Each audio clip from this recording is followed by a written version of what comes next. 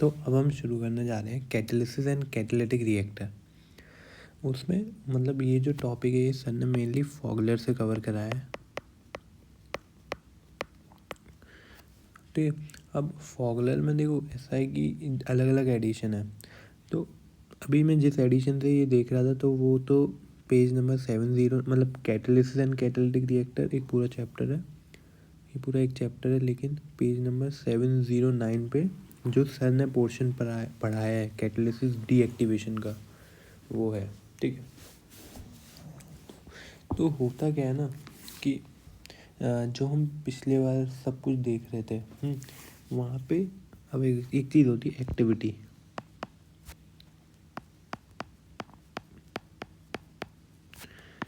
तो हम ये मान रहे थे कि कैटालिसिस मतलब हम हमारा जो अजप्शन था ये, अब देखो साथ में जैसे कैटलिस्ट अपन यूज़ कर रहे हैं तो कैटलिस्ट की एक्टिविटी तो कम होती जाएगी, लेकिन जितना हम हमारे पुराने चैप्टर थे वहाँ पे हमने कंसिडर नहीं किया था, हमने कैटलिस्ट की एक्टिविटी को कांस्टेंट मान के चला था। लेकिन कैटलिस्ट जितना पुराना होता जाता है उतनी उसकी एक्टिविटी कम होती जाती है।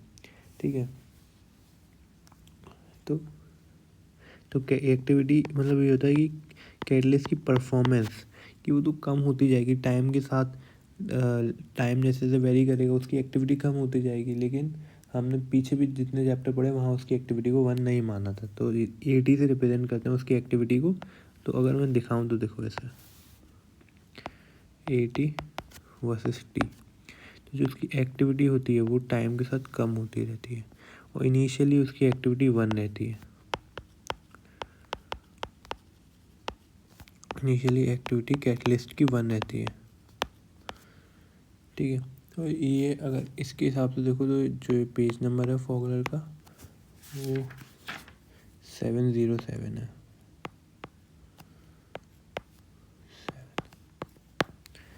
ठीक है, तो मतलब एक्टिविटी क्या होती है वो वेरी करती रहती है टाइम के साथ कैटलिस्ट की एक्टिविटी वेरी करती रहती है। अब इसको डिफाइन कैसे किया है मैंने कि एक्टिविटी को हमने एक रेशियो बोला है जिसके न्यूमरेटर में तो ये आता है कि टी टाइम पर कैटलिस्ट कितना एक्टिव है, मींस रेट कितनी है टी टाइम पर।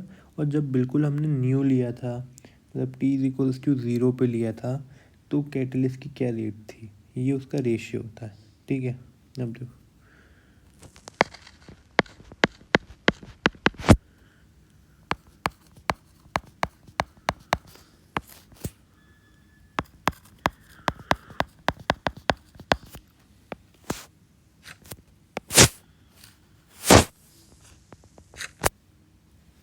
ठीक है, तो ये फॉर्मूला कब है कि कैटलिस्ट की टी टाइम पे कितनी रेट है और टी इज इक्वल्स टू 0 पे जब बिल्कुल नया था, तब कितना एक्टिव था। तो अब ये समझो कि 3 चीज़ रहते हैं बिल्कुल कि अगर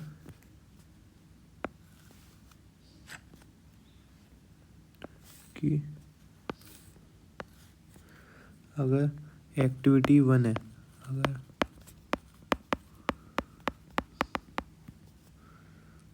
तो इसका मतलब बिल्कुल नया कैटलिस्ट है। और अगर एक्टिविटी 1 से कम है तो इसका मतलब थोड़ा डीएक्टिवेट हो गया है, थोड़ा डीएक्टिवेट। अगर एक्टिविटी 0 की तरफ जा रही है तो इसका मतलब कैटलिस्ट डाई कर चुका है। ठीक है, मतलब समझो अगर रेट इनिशियल के बराबर है तो बिल्कुल नया कैटलिस्ट है, अगर 1 से कम है इसका मतलब थोड़ा डीएक्टिवेट हो चुका है, लेकिन 0 है तो मतलब बिल्कुल डाई करने वाला है अपना। तो ये पोर्शन है इसका, मतलब ये बेसिक कवर कर रहा है कि एक्टिविटी हम क्यों इंट्रोड्यूस किया, क्योंकि कैटलिस्ट पूरे टाइम तो उतना ही नहीं रहेगा, उसका वो भी टाइम के साथ पुराना होता जाएगा जिसकी वजह से उसकी परफॉर्मेंस कम होगी, एक्टिविटी डिक्रीज़ करेगी। ठीक है, तो अब जो रिएक्शन रेट होती है, जो रेट ऑफ रिएक्शन होती है वो तो इन जनरल ये होती थी पहले रेट कांस्टेंट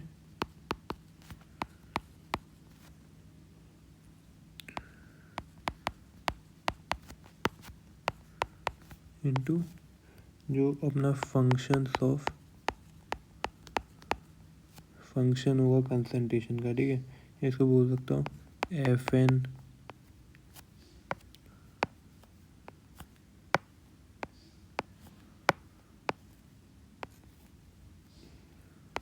CACB C, ठीक है।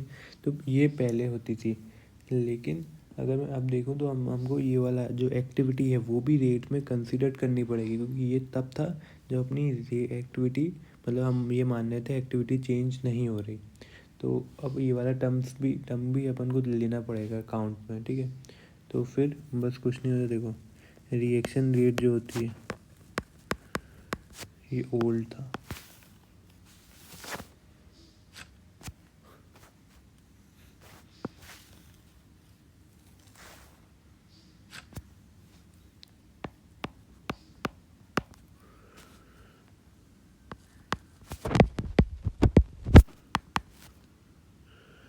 रिएक्शन रेट था वो है कैटलिस्ट एक्टिविटी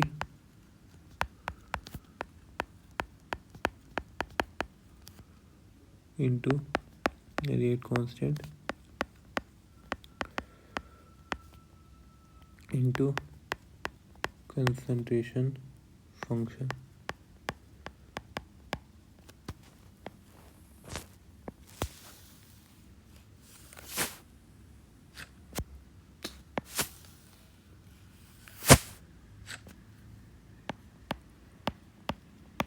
ये न्यू टर्म इन्वॉल्व है, ठीक है। अब क्या है, ठीक है। अब देखो अब ये जो एक्टिविटी है ये तो टाइम के साथ गिरती जाएगी, और ये टेम्परेचर डिपेंडेंट रेट कांस्टेंट है, और बाकी कंसंट्रेशन के फंक्शन है, ठीक है। अब मैं जो नेक्स्ट उसमें जो रेट लिखूँगा, तो नेक्स्ट उसमें जो रेट लिखूँगा वो लिखूँगा कि कैटलिस्ट के डीएक्टिवेशन की रेट, ठीक है।